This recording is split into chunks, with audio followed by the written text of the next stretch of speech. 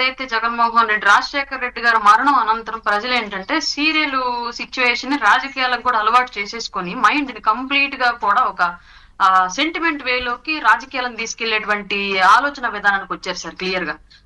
Arrest అనేది ఎప్పుడెప్పుడు జరిగిద్దా, దాన్ని కూడా ఛానల్స్ ద్వారా వేధింపుల కింద మమ్మల్ని కట్టడి చేయడానికి ప్రజల దగ్గరకు రానియకుండా చేయాలి అని చెప్పేసి చేస్తున్నారు అని చెప్పి ఈ సొంత ఛానల్స్ ద్వారా ప్రచారం చేయించుకోవాలని చెప్పేసి జగన్మోహన్ రెడ్డి కూడా క్లియర్ గా ఎదురు చూస్తున్నాడు. ఇది మాత్రం 100% వాస్తవం.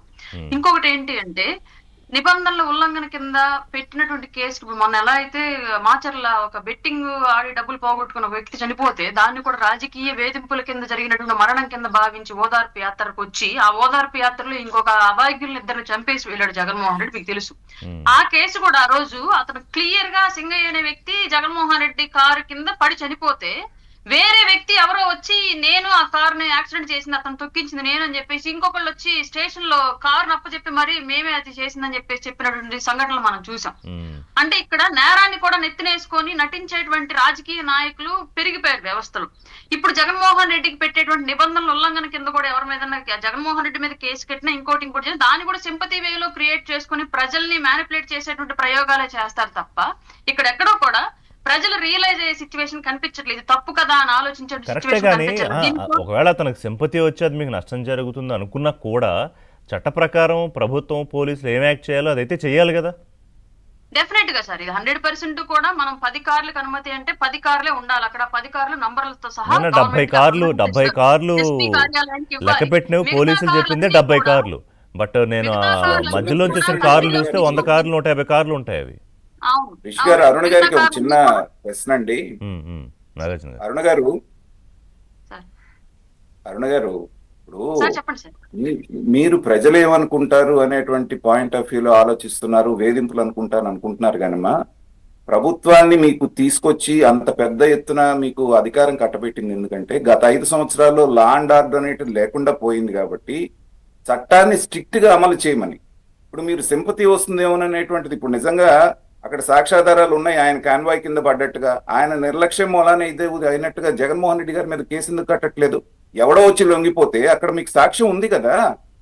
అలా ఉన్నప్పటికీ వేరే వాడు వచ్చి లొంగిపోయారని మీరు వదిలేస్తే ఏంటంటే ఈ ప్రభుత్వం భయపడుతుంది అనేది కానీ లేకపోతే చేతగాని ప్రభుత్వం అనేటువంటిది ప్రజల్లోకి వెళ్ళదంటారా?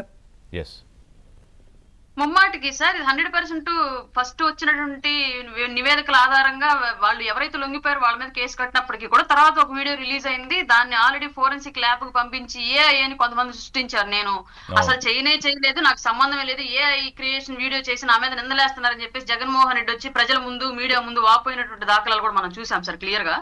అది కూడా ఫోరెన్సిక్ నివేదిక పంపించి రిపోర్ట్ వచ్చిన తర్వాత నమోదు చేస్తే జస్ట్ యాక్సిడెంట్ కేసు కింద ఏమైతే జరుగుతాయో, ఏ నష్టపరిహారం అయితే జరుగుతుందో, కోర్టు ఏ పెనాల్టీ అయితే న్యాయస్థానం విధిస్తుందో దాన్ని కట్టేసి సింపుల్ గా తప్పించుకున్నటువంటి వ్యవస్థ ఈ రోజు న్యాయస్థానాలు ఉంది. కాబట్టి అట్లాంటి సిచ్యువేషన్స్ అన్ని జగన్మోహన్ రెడ్డి గారిని భయపెడతాయనో, అట్లాంటి సంఘటనల మూలంగా ప్రభుత్వం జగన్మోహన్ రెడ్డి గారిని కట్టడి చేయగలిగిద్దనో అయితే మనం అనుకోలేం సార్. జరుగుతున్నటువంటి చట్టంలో ఏ శిక్షలు ఉంటాయి ఏ నేరానికి అనేది ఒక లాయర్ కో ఒక జడ్జికో తెలిసిన దానికన్నా కూడా ఎక్కువ 38 కేసుల్లో ముద్దాయిగా ఉన్నటువంటి జగన్మోహన్ రెడ్డి గారికి ఎక్కువ తెలుసు.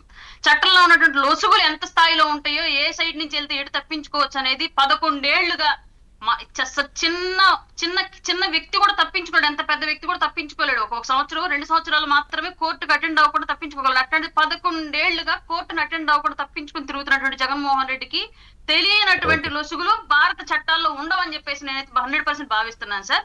అంత బలంగా చట్టాల్లో ఉన్నటువంటి లోపాలను లొసుగులను ఉపయోగించుకోగలిగినటువంటి వ్యక్తి కాబట్టి వాళ్ళ ఆంధ్రప్రదేశ్ ప్రభుత్వం కఠినంగా వ్యవహరించినప్పటికీ కూడా దాన్ని కూడా ఏదో ఒక రకంగా మసిపూసి మారేడికాయ చేసి కూటమి ప్రభుత్వం మీద బురద జల్లేటువంటి ప్రయత్నమే చేస్తాడు తప్ప అతను చేస్తున్నటువంటి తప్పులు తెలుసుకునేటువంటి వ్యక్తి అయితే జగన్మోహన్ రెడ్డి కాదు సార్. జరుగుతుంటే మీ ప్రభుత్వంలో రైతులకు భరోసా లేదు, నేనున్నప్పుడు రైతులకు భరోసా ఉండేది అన్నాడే. మరి అంత భరోసా ఉంటే 11 సీట్లే ఎందుకు ఇచ్చారు? ఆయన ఎప్పుడు సెల్ఫ్ గోల్ వేసుకుంటాడు కాబట్టి అది మర్చిపోయాడు. సో ఈ భరోసా కూడా ఏంటి? మీకు ఈ విషయం క్లియర్ గా తెలుసో లేదో నాకు తెలియదు సార్. తిత్లీ తుఫాన్ మీకు తెలుసు, ఫనీ తుఫాన్ మీకు తెలుసు. ఇవన్నీ కూడా జగన్మోహన్ రెడ్డి గారి గవర్నమెంట్ లో ఉన్నప్పుడే వచ్చాయి. ఏ రోజు కూడా రైతుల దగ్గరికి వెళ్ళి తిత్లీ తుఫాన్ జగన్మోహన్ రెడ్డి ఉన్నప్పుడు కాదు, అంతకుముందు చంద్రబాబు నాయుడు గారు ఉన్నప్పుడే వచ్చిందండి. హుద్హుద్ సార్ అప్పుడు జగన్మోహన్ రెడ్డి గారి టైంలో కూడా తుఫాన్లు వచ్చాయి, చాలా వచ్చాయి. అసని తుఫాన్ వచ్చింది, ఇందాక శ్రీనివాసరెడ్డి గారు చెప్పిన తుఫాన్లు వచ్చాయి. తుఫాన్ పేరు గుర్తులేదు, కానీ పొరపాటును కూడా రైతుల దగ్గరికి వెళ్ళి నేరుగా రైతుల దగ్గరికి వెళ్ళి కానివ్వండి, లేదంటే తుఫాన్ ఎఫెక్టెడ్ ప్రాంతాల్లో ఉన్నటువంటి ప్రజల దగ్గరికి వెళ్ళి కానివ్వండి, నేరుగా జగన్మోహన్ రెడ్డి ఇప్పటి వరకు పరామర్శించాల. పైగా మనం ఎప్పుడు చూడనటువంటి ఒక గొప్ప సంఘటన జగన్మోహన్ రెడ్డి గారి టైంలోనే చూసాం. పంట పొలాల్లో సెట్ వేసి సెట్ దగ్గరికి ఆ నష్టపరిహారం నష్టం జరిగినటువంటి రైతుల్ని పిలిపించి పంటను కూడా చేలో నుంచి తీసుకొచ్చి పెడితే దూరంగా ఏదో అంటరాని వస్తువుని తాకినట్లుగా చూసి దాన్ని అంచనా వేసి వెళ్ళి రైతులకి ఎంతవరకు నష్టపరిహారం అందించాడు అనేది వాళ్ళకైనా సరే జగన్మోహన్ రెడ్డి పూర్తిగా చెప్పగలిగితే సంతోషం. నా టైంలో ఇంత నష్టం జరిగింది, దానికి నష్టపరిహారం కింద నేను రైతులకి ఇన్ని ఎకరాలకి ఇంత అమౌంట్ అని చెప్పేసి కేంద్రం నుంచి నిధులు కానివ్వండి, రాష్ట్రం నుంచి నిధులు కానివ్వండి నేను తీసుకొచ్చి ఇచ్చానని చెప్పేసి నిన్న మీడియా సమావేశంలో అతను కనుక చెప్పెళ్ళుంటే హ్యాపీగా ఫీల్ అయి ఉండేవాళ్ళమ్మా. కానీ అదేమి జరగల. ప్రభుత్వాన్ని నిందించాడు, రైతులను నమ్మించాడు, వంచాడు. గత 5 ఏళ్ల పాటు అతను చేసినటువంటి వంచనను మరిపించేటువంటి ప్రయత్నమే చేశాడు తప్ప అతను చేసినటువంటి విషయం ఏంటి అనేది ఇప్పటికి కూడా చెప్పనటువంటి వ్యక్తి జగన్మోహన్ రెడ్డి.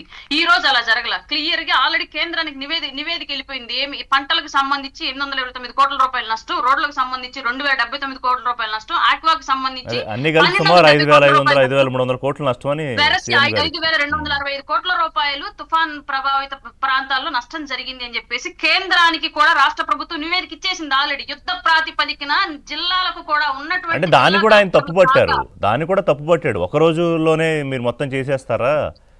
అసలు మీకు తెలుసా ఎలా చేయాలో అధికారులకి మీకు? సమస్య ఏంటంటే సార్, జగన్మోహన్ రెడ్డి గారికి చంద్రబాబు నాయుడు గారు, పవన్ కళ్యాణ్ గారికి ఉన్నటువంటి గ్యాప్ అంటే వేరియేషన్ ఏంటి అంటే, జగన్మోహన్ రెడ్డి గారి ప్రభుత్వంలో అన్ని పనులు సజ్జలే చేయాలి, అంత క్రెడిట్ జగన్మోహన్ రెడ్డికే రావాలి. బట్ ఇక్కడ చంద్రబాబు నాయుడు గారు, పవన్ కళ్యాణ్ గారు అండర్ కంట్రోల్ నడుస్తున్నటువంటి ఇవాళ ఈ బీజేపీ యొక్క ఆధ్వర్యంలో నడుస్తున్నటువంటి ఈ కూటమి ప్రభుత్వంలో సమస్య ఏంటంటే సార్, ఎవరి పని వాళ్ళు చేసేస్తారు. జిల్లా కలెక్టర్ పని చేసేస్తాడు, ఆర్డీఓ పని చేసేస్తాడు, ఎంఆర్ఓ పని చేసేస్తాడు, విఆర్ఓ పని చేసేస్తాడు.